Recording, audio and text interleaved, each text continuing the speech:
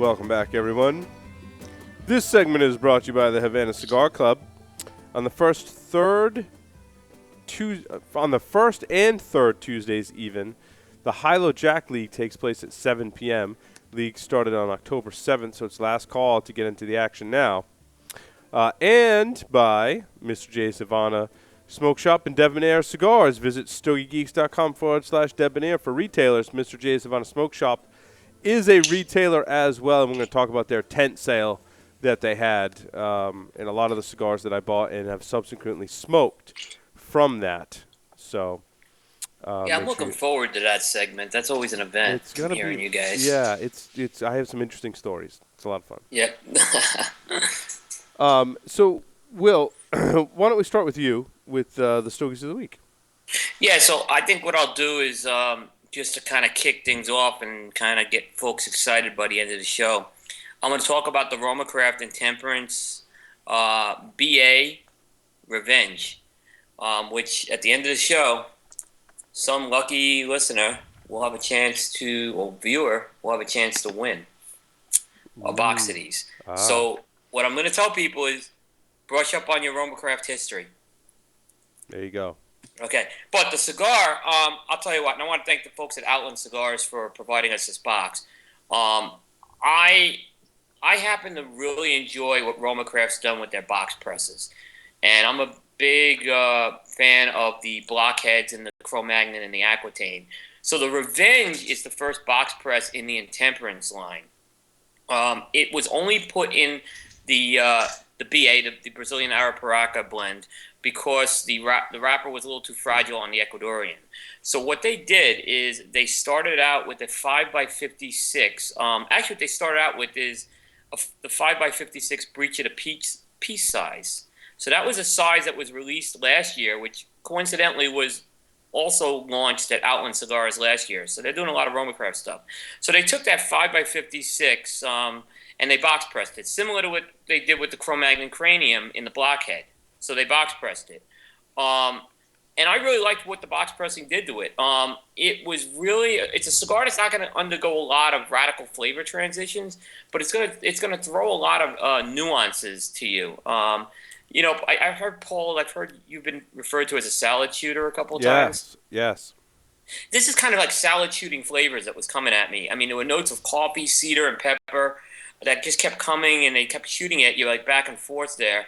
There was a little bit of a citrus sweetness and a little bit of a cream note in the background. It's a medium cigar in terms of strength and body that goes to medium to full at the end, so it's not going to overly assault you. The one thing I'll say about this cigar, and I've had an opportunity to smoke a few of these in the past week, you do not want to overdraw on this cigar.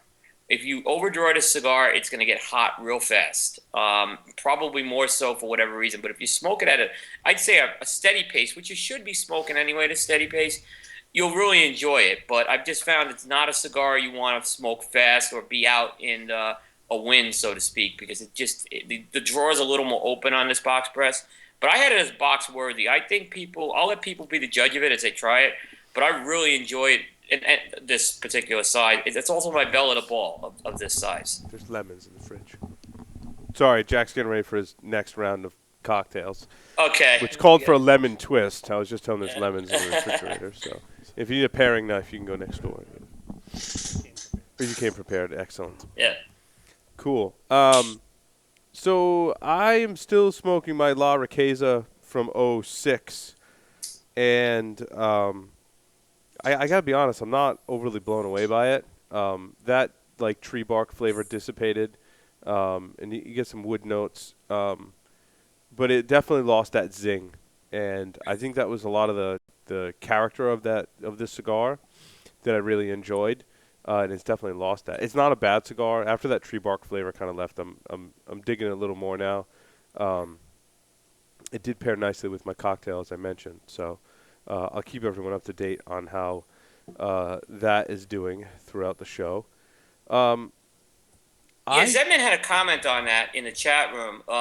He said basically one reason why he sent it is because it didn't have that Nicaraguan zing to it, and he liked how it settled. So, yeah. That may be something that for a Stogie Geeks listener is looking for something like that. And there's a lot of Nicaraguan smokes like that it may be a good option for you. It just maybe something that's not agreeing with your palate, so to speak. Will, have you smoked any of the El Primer Mundo? Oh yeah, I'm trying I to am a huge fan of those cigars. Mundo. It was a Liga something. Miami. Liga Miami? Is that what it says? I didn't get the picture of the Yeah, rest of the band. it's It's a a brownish brown, kind of brownish band. kind of brownish band. It was almost Yep. like a Toro-ish size. Hmm. This one had some age on it. It was actually a gift from Mallory next door at the Havana Club, and I smoked it today. And let me tell you, this cigar was absolutely fantastic. It had this graham cracker sweetness. It was very well balanced. It didn't change up a whole lot, but maintained this awesome graham cracker sweetness flavor profile throughout the whole cigar. And let me tell you, Will, I had never smoked an El Premier Mundo cigar again, but I can't wait to smoke more. This, in my opinion, as it stands, the way I smoked it was a box split for sure. Yeah. That cigar, just a little background on it. It's a cigar that's made out of El Titan de Bronze. So it's made down in Miami. It's made by a guy named Sean Williams, who I think is really a rising star in the industry. And he's got a few other blends that come out of. He's got another one called Clase Reserva, which is pretty limited, and he's got one called Epiphania. I'm going to Hmm. butcher pronunciation here again, but that's another one. He's actually making that one now out of the Dominican Republic. He's doing some really good stuff. The funny thing about the Liga Miami, that took me a long time to come around on that particular cigar, but when it did, it was really good. Oh, The so other it's something thing that is needed that to. It's just about something this that. cigar, Willie Herrera helped him blend it. Oh, interesting. Yeah, so Willie, that's when he was at El Titan de Bronze. Mm. And you said this is something that needed some age for you. It needed some time for me with it. I mean, I had it about 3 years ago, and I thought it was okay. Um, as uh, as I just started smoking them, I started discovering some of the other El Primo's that were really good, Mm-hmm. and this was the one I kind of didn't like. And when I went back to it, Mm-hmm. I really liked it. And that graham Interesting. cracker sweetness is exactly what I got off of it. And I'd say it's a box split for sure. Cool. Back to you, Will. Okay. The Sorry about that. I'll just go right into this one. The La Boheme is the next one. I actually had this one left over from last week. This is another one of the boutique blends releases. The La Boheme is actually a new brand within boutique blends. And if you heard Rafael Nodal on the show a few weeks ago, he talked about this cigar as a theme of bringing together his three passions in life: Cuban culture, music, and cigars. And if you kind of look at the packaging and the theme, all those things are kind of woven into one on that particular cigar. It's got a very, very almost vintage Cuban band on that thing. Mm-hmm. And when you actually look at the band, it has the texture almost like of an oil painting. It's really an elegant band on it. Now, this cigar I had left over from last week, but I want to kind of talk about because I actually had it again this week. Um, I thought it was a really good cigar. It had notes of actually it's an Ecuadorian Habano blend over Dominican binder and filler, and I smoked the 5 3/4 by 54 Poeta, which is a Gran Robusto, a Gran Toro, I'd say. Um, Great flavors. It had a lot of natural tobacco, red pepper, and it had, again, we're kind of talking about twangs and zings. It had that Cuban style twang, I call it, which is kind of when a little bit of the pepper and the spice kind of meet in the perfect storm, so to speak. Um, Great cigar overall. I really enjoyed it. I think it has. I hate using the word Cuban-esque. Mm. It does have some of those Cuban-esque qualities, because of the twang that I got on it. I gave it a box split. However, when I went back this week, these guys were the boutique blend. Carlos Nodal, who's Raphael's son, was in Charlotte this past week. He gave me another size of that, which was a 3.5 by 46, called the Mimi. Mm-hmm. So it's a little Yeah, petite super. Corona, so to Right, half speak. Corona almost. Yeah. That thing was very similar, packed with flavor. I mean, it was just packed with flavor and a very small smoke. I absolutely love that little Mimi. I would give that a box worthy in that size, except they come in boxes of 50. Mm. So, I'll still say box split with that. But if you guys haven't seen La Boheme and you're a boutique blends fan, you need to check that out. I This is the time of year. I know Zedman said in the chat he's been picking up some Oktoberfest. If you're a beer drinker, this is the glorious time of year where you have all those Oktoberfest beers coming out and a lot of different fall beers that are, in my opinion, some of the best beers to come out. I like pumpkin beer. Not everyone likes pumpkin beer, and certainly there's a wide spectrum of different kinds of pumpkin beer. Will, you big into pumpkin beer or? I am. I am Yeah, actually pumpkin ales. it's Yes, good. So I like it is good. Yeah. I like the pumpkin beer, and I like to do the rim around the top with a little bit of caramel, some sugar, and some pumpkin pie spice, kind of mixed together. I know that sounds really kind of girly, but I don't care. I like it. It's good. I was at the restaurant I was at in Baltimore, and I was like, "Can you do the rim on the top with all the sweet stuff?" And they're like, "Yeah." And my friends are just kind of looking at me like I'm crazy. It's It's like anything. It's like 'cause I tell someone a flavored cigar. If it yeah. makes you happy, Thanks for comparing my drink to a flavored cigar, Will. Now, oh, well, no, I do like mm, pump. I do, like I said, I do indulge in flavored drinks myself. So mm. there's nothing wrong with that. So I think that my point is that pumpkin beer is a good to pair with a cigar. If we're gonna try it, give it a shot. We have to do that.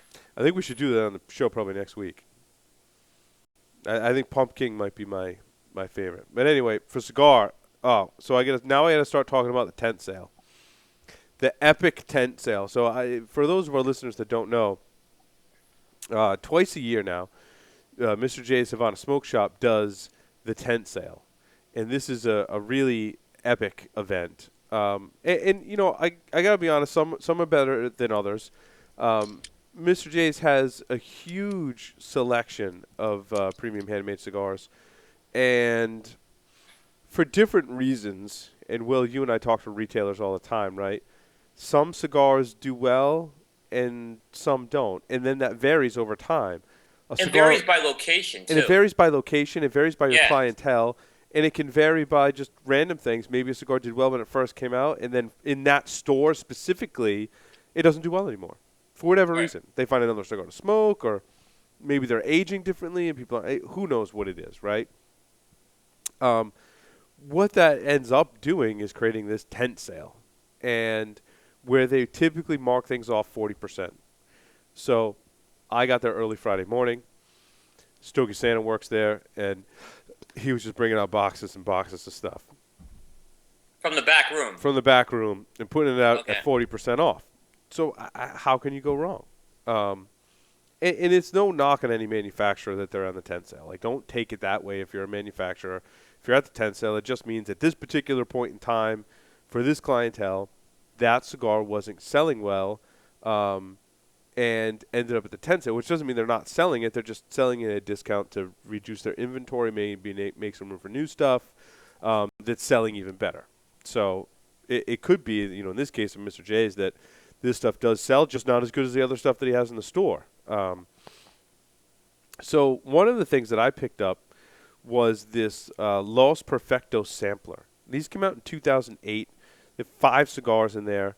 They got a La Flor Dominicana Lajero, a double Lajero, a Coronado, and Wow. 2 unbanded cigars that they've never, to my knowledge, they've never released what these blends are on these unbanded cigars. They're mystery cigars, for all we know. Wow. I have not seen this sampler, and if I did, I'm drawing a big blank. It's been a Yeah. while ago. So it's a Los Perfectos sampler. They're all in a Perfecto size that you typically won't see. I don't think I've seen this size in any other LFD lines. Um, but those 5 cigars. I smoked the Lajero. I also smoked the double Lajero, which of course had some construction issues because I had Paul syndrome on it. But the double Lajero's flavors were awesome. They were much more smooth and like graham cracker like. This Lajero had a little more spice and a little more umph to it, but it was just absolutely out of this world. The flavor profiles It wasn't a deep sweetness. It was kind of like almost like a cherry or somewhat darker fruity sweetness to it. There's a very dark wrapper on it. It had a little bit of spice left to it. It was just a very well balanced, extremely, extremely well made cigar. Very, very flavorful. I really liked it. This Perfecto size for these La Flor Dominicana blends does very well because of the taper. They'll typically change up. Um, it was just great. I'm looking at a picture of this online, and it Yeah. does look pretty amazing. So it's got the two unbanded, kind of as the second and the fourth. Yes, that is Yeah, and the correct. Coronado's in the middle. I never Yep. saw the Coronado Perfecto before. Yeah, these sizes are very. It's kind of like what Pete Johnson did with the Lancero, right? I mean, they're the Right. same blends, just different, um, different sizes. These look like bowling pins almost too when you look Yeah, at it's them. a very unique. I'm glad you said that. Well, it is a Yeah. very unique perfecto shape. It's not a very like strong or sharp taper. It's kind of a very subtle taper for a perfecto. But yeah, look it up online, and I'll put this up on our Stogies feed too. It's a Los Perfectos sampler. And he sold. Now you've got the last of them basically. So these have been, so they started making them in 2008. Um, I think some of these were older. So these have some age on them, and they all have the Wow. old older LFD bands on them as well. So Yeah, I'm looking at them. yeah, this one was really good. I highly recommend picking up. I mean, really, for all of our listeners, pick up one of these samplers. They're not that expensive, even at retail. If you can find them online, they're not that expensive. Yeah, I've seen them for. I'm looking at one place for $60, which Yeah, yeah, $12 a stick for La Flor Perfecto.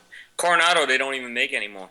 yeah. That's discontinued, Yeah, isn't it? yeah, and you get two unknown blends. And the unknown blends, I'll smoke smoke them and talk about them on the show, but I've smoked them before, and I've actually talked about them with Paul Joyle before, and I distinctly remember because if anyone was going to know what the blend is, it'd be someone like Paul or Stogie Santa, right?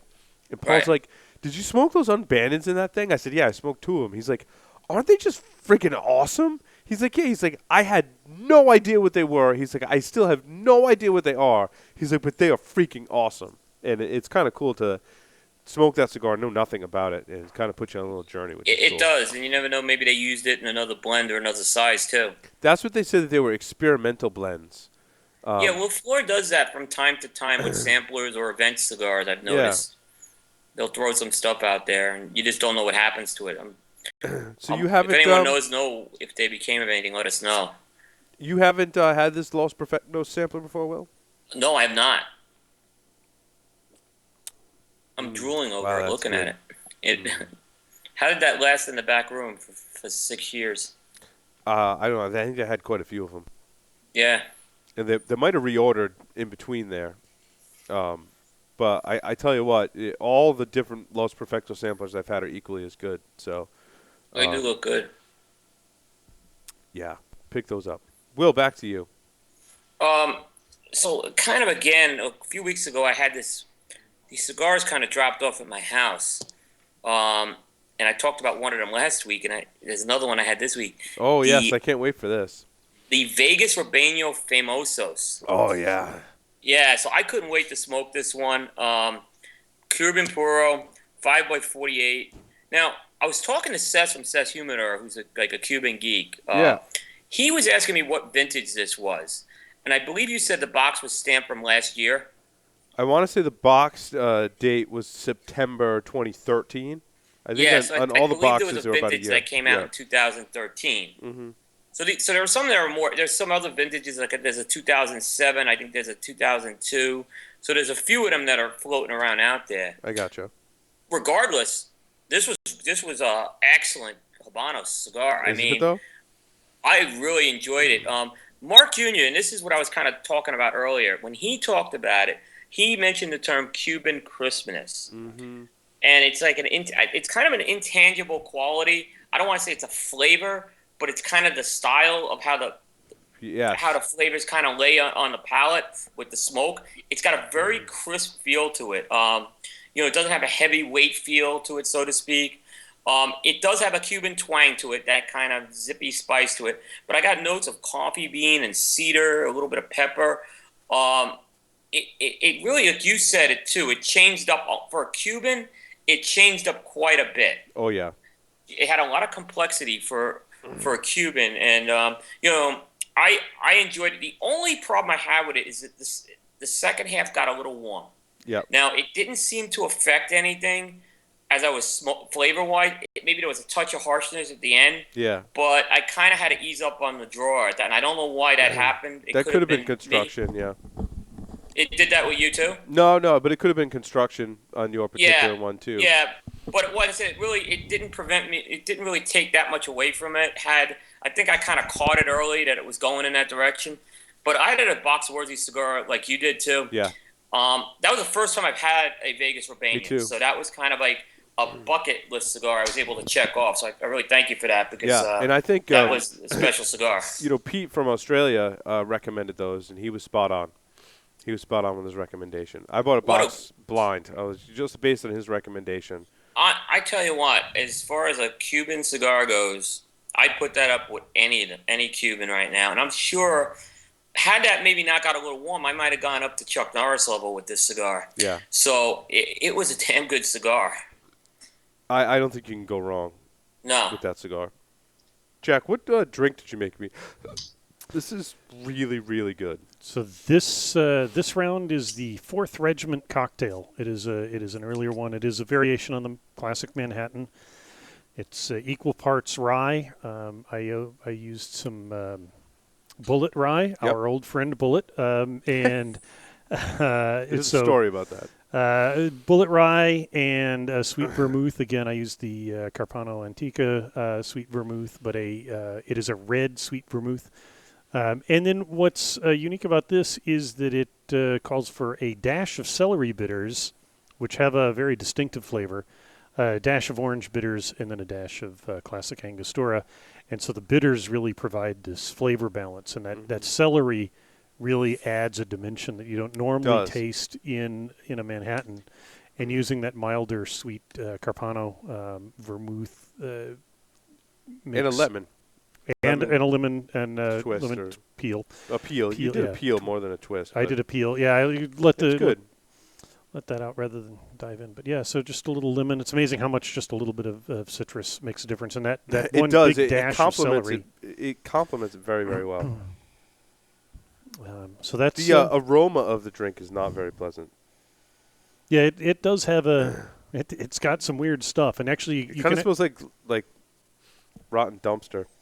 Well, you're getting what you're getting. I think is you're getting the celery, and the lemon, and the lemon aromatics together. Yeah, and that's all you're getting. And combined celery and lemon, is not a smell that it could be the dumpster, right? Because I smelled it at first and I was like, "Whew, yeah. Wow." Because that celery does really come up into the lemons right behind it, but the taste on it is spot on, perfectly balanced. Going very well with my cigar as well. I was gonna, did you stirred this, not shaken, right? I can tell by looking at it. You tend to stir your Manhattans, or you rolled it. Okay. In the shaker, but in the shaker, roll it instead of give it a good shake. If we had an unlimited supply of ice and chilled glasses and other things, I'd probably stir and build more traditionally. But a gentle shake. Because all you want to do is get it mixed up and cold. Yeah. And most of that rocking or stirring is trying to get the temperature down. Yeah. And that's it. We're not trying to... I tell you what, though, if you haven't had a Manhattan with a cigar, you're missing out. It's just a wonderful experience. And if you have a Manhattan and it's terrible, it's probably because they used cheap bourbon without a lot of body to it, and used a really inexpensive vermouth, and didn't do any balancing for that with the bitters. Yeah. So there's nothing wrong with Martini, but I think the Martini Rosso, the Martini Red Sweet Vermouth, is a little harsh for a lot of drinks, unless it's a really overpowering alcohol. So that's where going to like the Martini Sweet Blanco, if it calls for sweet vermouth, will give you a lot milder. Or, if you want to get a little crazier, the Carpano or one of those. But, the Martini stuff the Martini and Rossi is everywhere. And if you can find the Blanco sweet, not dry, when it calls for sweet, you'll find that, I think, makes them go a little smoother. That's awesome. Will, how is your UF13 Dark doing? Fantastic. Combustion, as Stogie Santa says, is just perfect and spot on with this thing. Wonderful flavors, a little bit of dark chocolate notes, some nice pepper. It's got a cream on the finish, a little bit of earth. This is a fantastic cigar. Very cool. Back to my tent sale that I went to. So I see one of our fellow Stogie Geeks listeners, and he's got a box of T52s. I can see the Unicote label from like across the way, and I'm like, "What is he closing out Unicote?" I'm like, "What is going on?" And I like search every single table, and I find out. I'm like, "Dude, what is that?" He's like, "Oh, it's just a sampler. It's one of those T52 sample packs that come with a Robusto, 2 Toros, a Bellicoso, and a double Corona." Yeah. And I was like, "What? How is that on closeout? Like, what is that?" And then I walk over to the table, and I see it on the table. And I'm standing next to Big Pete. And I think we both see it at the same time. But me, with my ninja-like reflexes, I reach down and I grab it. And Pete looks at me like he wants to just pick me up and break me in half because he's like 7 times the size of me. And I was like, I got there first, and then I ran away really fast. So it turns out this sample pack, and I had to give Pete like a bunch of cigars. I was like handing him cigars the rest of the day. I'm like, "I'm sorry I stole the T52s. I'm sorry I stole the T52s." I'm like, "But that's payback for last year when you walked away with that box of Paul Gamerian Lanceros that were awesome before I got there." So neater. So I decided to light up one of these T52s the other night, and I could not believe how good this cigar was. And I mean, I've smoked my fair share of T52s. I like the blend a lot. Of course, it's that stalk cut. This was the Toro size, which, from what a lot of people say, is the best size in the blend. I think I've heard Will and Stogie Santa both say that. And there was just an amazing flavor profile to the cigar. It was much less about strength, that it had some age on. I think this sample pack had been sitting around for a while. Much less about strength, all about flavor, sweetness, just this wonderful melding of flavors that I can't even describe. So much so, I would rank the cigar Oasis. If you asked me to rank the cigar, I would say it's Oasis. I agree. All day long. That Toro, yeah. When they're on, they are on. I mean, and that's like a cigar of the year in my book. Mm-hmm. Absolutely. I can't wait to smoke the rest of them in my sample pack. And then And I'm having visions of Arnold Schwarzenegger and Sinbad and Jingle All the Way fighting over Turbo Man right now. That's pretty it's much mine. It's mine. Yeah, that's what it was like. You know, those are the kinds of moments that the tent sales breed. Will. Well, that's what I've heard. I mean, I've heard, it's kind of become folklore. You know, I've listened to you guys before I joined the show and heard stories about this. Don't they normally do it on a Saturday, or they always do it on Friday? It was a Friday, Saturday this year. This sounds like Filene's basement in the old days. Yeah.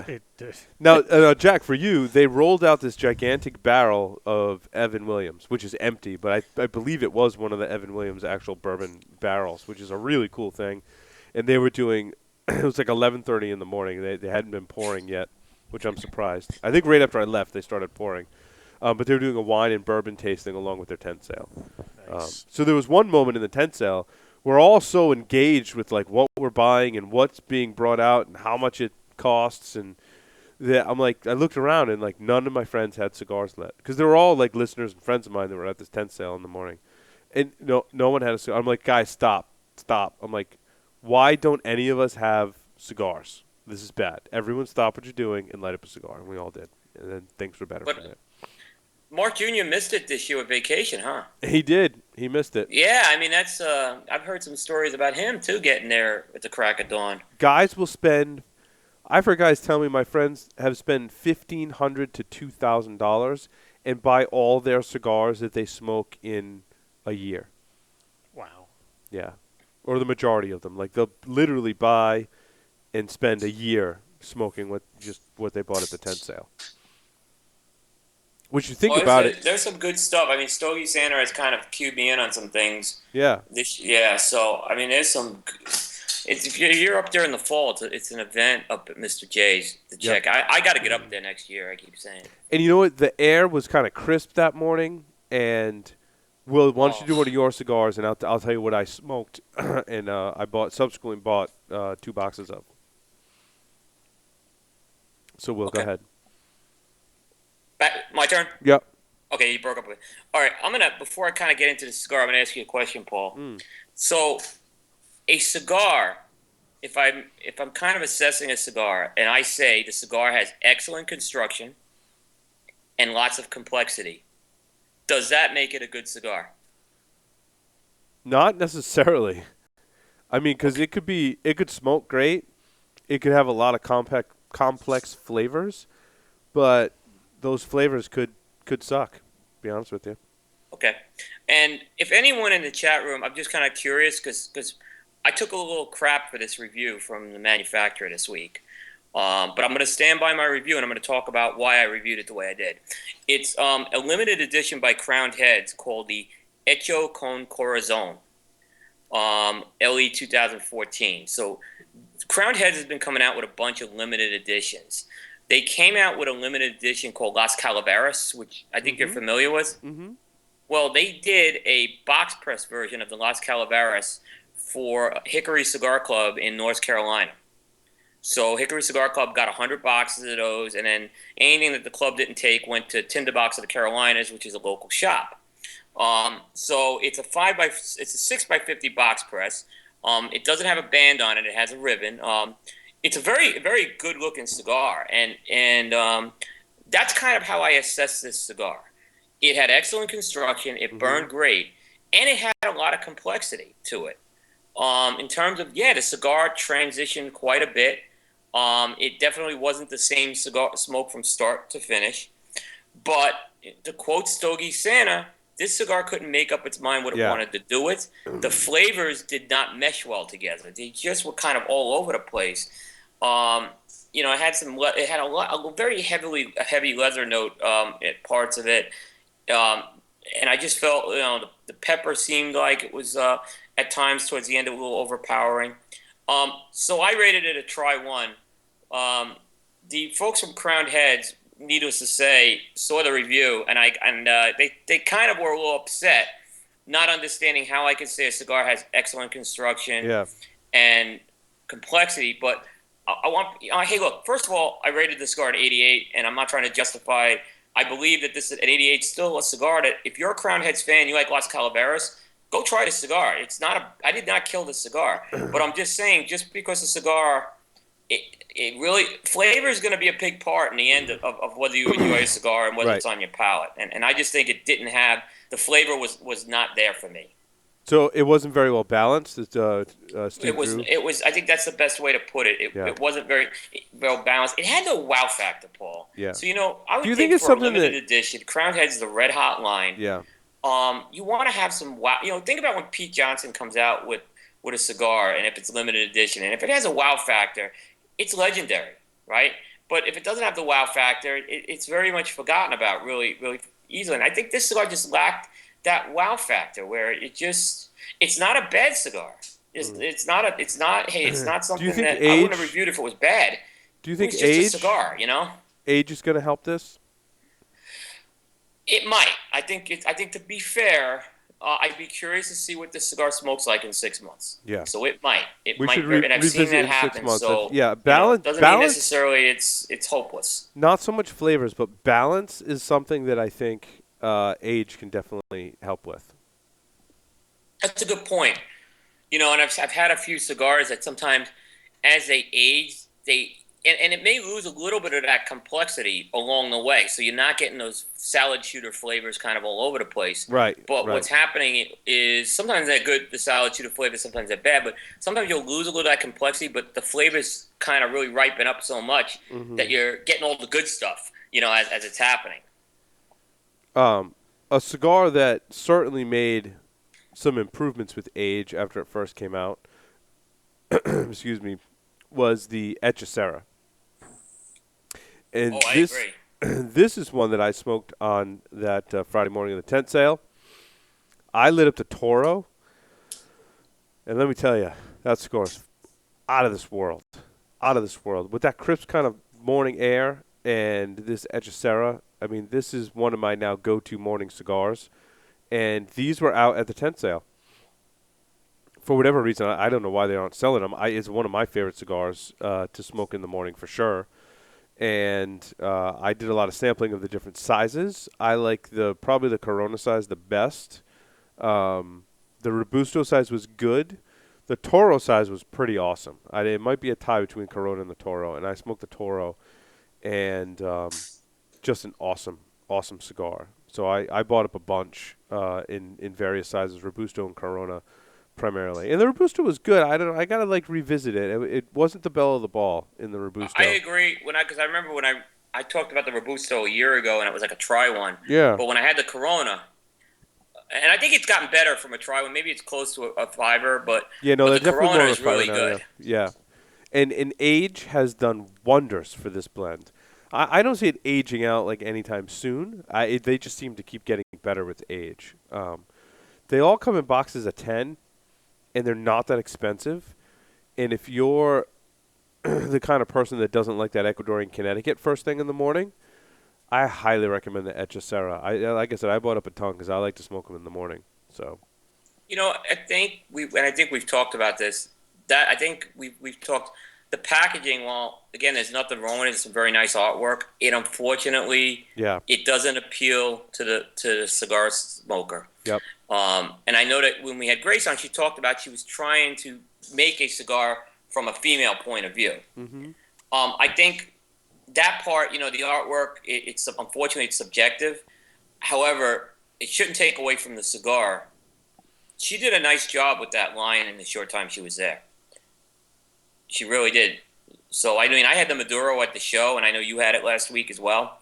Mm-hmm. Not two very good cigars. So that may be why it's just one of those cigars that doesn't move. That doesn't mean there's anything wrong with the cigar by any means. I think it's a pretty good line. You nailed the other thing I like. What you nailed is, I'm kind of sick of Ecuadorian Connecticut cigars in the morning too. Yeah. So here's another alternative where you're getting a Nicaraguan natural wrapper on there. Mm-hmm.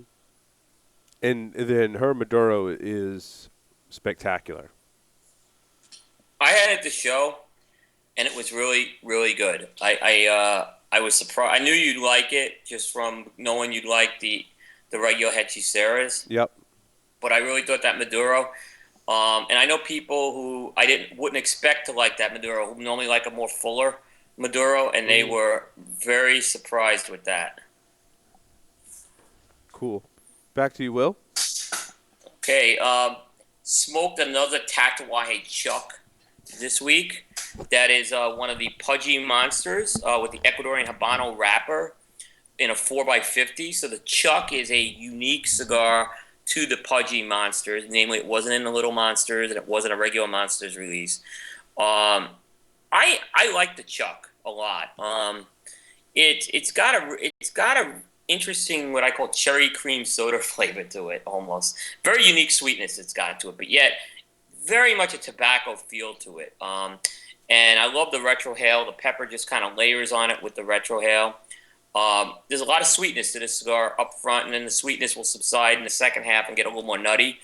To me, I know it's Ecuadorian Habano, and I thought it had a lot of Corojo type of qualities to that cigar. To me, it smoked like Corojo, and I don't know what if there was Corojo in that Nicaraguan blend or on the binder. But to me, I was definitely picking up the Corojo on that cigar. And I'm wondering if anyone else kind of feels like that, let me know. Overall, it's a medium to full-bodied cigar against medium strength. It's got some complexity. It's going to do a lot of change-ups, and I think in this case, the change-ups are nice transitions that it does. So, and the flavors just seem to really go together in harmony. I gave it a box split, and I'm real curious to see if he takes this size and does another monster blend off of it, because I think it's an actually pretty good blend he's done. It's different than anything he's done with a Habano wrapper. I like the Chuck a lot. I couldn't believe it was a Habano wrapper. I thought it doesn't look it. Even when you look at it, it looks. You could say it's Sumatra, you could say it's Corojo, but it does not look like it's very red. Also on the tent sale, I'll go through my tent sale cigars. Aging Room Maduro Robustos. Wow. Bought a whole box of those, and I don't know how these slipped under the radar. Um, they're just fantastic cigars. I mean, if you're looking for something to smoke after dinner, and it doesn't overpower. You're getting back to like the drink thing, right? Like it's balanced, right? Like there are some drinks that are just can kind of overpower you with flavor. Um, this one is kind of up there on the strength meter, but it's got a very smooth profile. And Rafael Nodal did a great job and team in blending this cigar. So you could pair some very interesting cocktails with this cigar, certainly, because it's going to hold up to a lot, but not overpower your senses. So It's got some. It still had some strength, huh? So the yeah, strength was still up. absolutely. Yeah, because I remember when these came out, they were potent. I mean, Yeah, they've mellowed out a little bit. They did. They definitely did. so on the table there's an aging room Maduro Yep. and an aging room Quattro F55. Now I'm not trying to disrespect either cigar. They both are great cigars. You could pick one cigar. Which one do you pick? I like the Maduro. I pick the Maduro every time. Yeah. I mean, I think it's one of the best ones he's done. I do too. It's Yeah. got a bold but not overpowering profile to it. So Yeah, I agree. I mean, and like I said, the strength does kind of sneak up on you, but it won't kill the palate as you're smoking it. back to you, Will. Okay, I got one more. I don't have it in the Stogie feed this week, but I smoked the Edgar Hoyle Caberncito, which is one of the new cigars that Edgar Hoyle released in his. He released it in both the EH and the OSOC line. The Caberncito, it's kind of a new size for Edgar's line, so it's a 4x44. So it provides a real short smoke in that size. So Edgar Hoyle, the EHs were originally these artesian style vitolas, more like perfectos, diadema type of things. But as far as he's come out with a couple more traditional sizes. Namely, he came out with a Lancero, which I think is pretty good, and then he came out with the Caberncito at the show, which is a 4x44. Thought it was a really good cigar. Not a cigar, wasn't a very complex cigar. Very earthy. It had some cocoa notes that kind of came in and out, but it was mostly earthy. It had a nice peppery spice. It very much had a Nicaraguan feel to it, being it's a Nicaraguan puro. It's got a little bit of pop to it. It's a medium to full in terms of strength and body. It was almost full strength, so I kind of felt a little pop to it. Overall, it's a solid cigar. I gave it a 5. Cool. Yep, so I'll put that in the Stogie feed.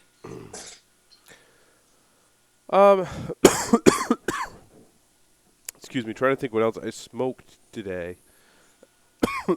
Sorry, I just choked. I need my cocktail to help kind of wash that away. There you go. Yeah. That'll straighten out. Quesada Jalapa Robustos. Have you? I love that cigar. It's a good cigar. I find the construction to be a little inconsistent between the different sticks. Paul, I'm going to give you that one on that line. That's and not some just of the me, sides. right? Because I bought 5 of them, and I probably smoked 3 or 4. Yeah, I'm going to give you that. Yeah. But I tell you what, when they're on, they're on. I agree. They're good. They got a great, sweet profile to them that I really enjoyed. So I do like that. I mean, that cigar kind of was a real under the radar cigar a couple of years ago when they launched it. yeah. It's basically the Hispanic blend, but they changed the wrapper Yep. because they don't use that Ecuadorian Corojo wrapper on it. Yeah, and it's much lighter. It's definitely a morning cigar. It pairs very well with coffee. I agree. So, Will, what do you want to do at this point? You want to do the contest now?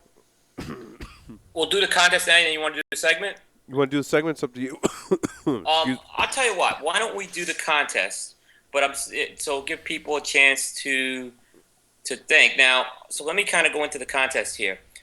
The prize is a box of the Roma Craft Intemperance BA Revenge, which is the cigar I talked about earlier on. By the way, if you want to get this cigar, and I want to thank Outland Cigars for giving us, call their South Park store at 704-552-8040. I'm going to put 4 Romacraft questions. Here's what I'm going to do.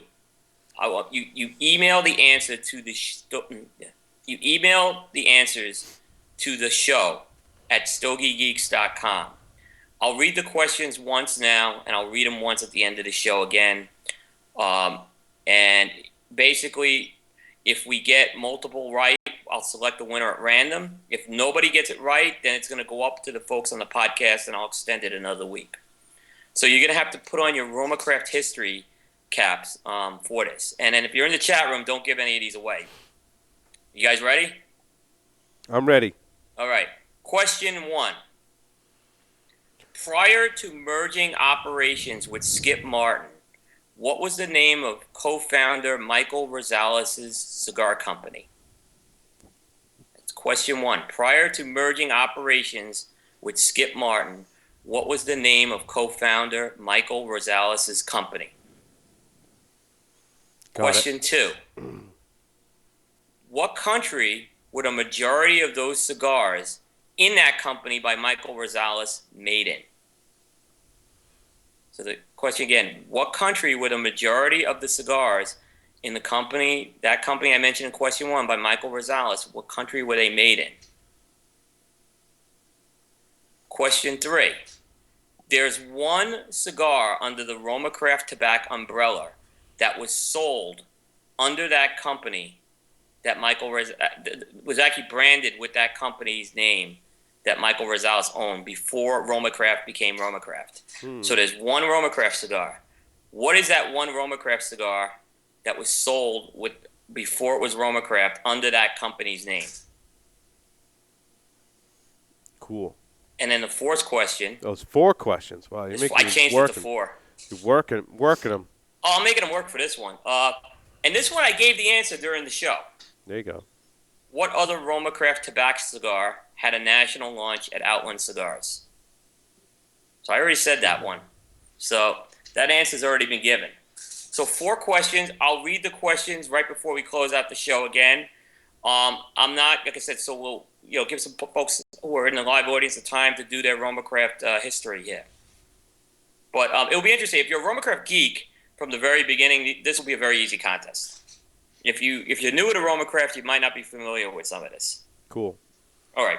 So what we're going to do, take a short break, come back Take and a do short break. segment? Yep. Okay. So with that, we'll be right back. Don't go anywhere.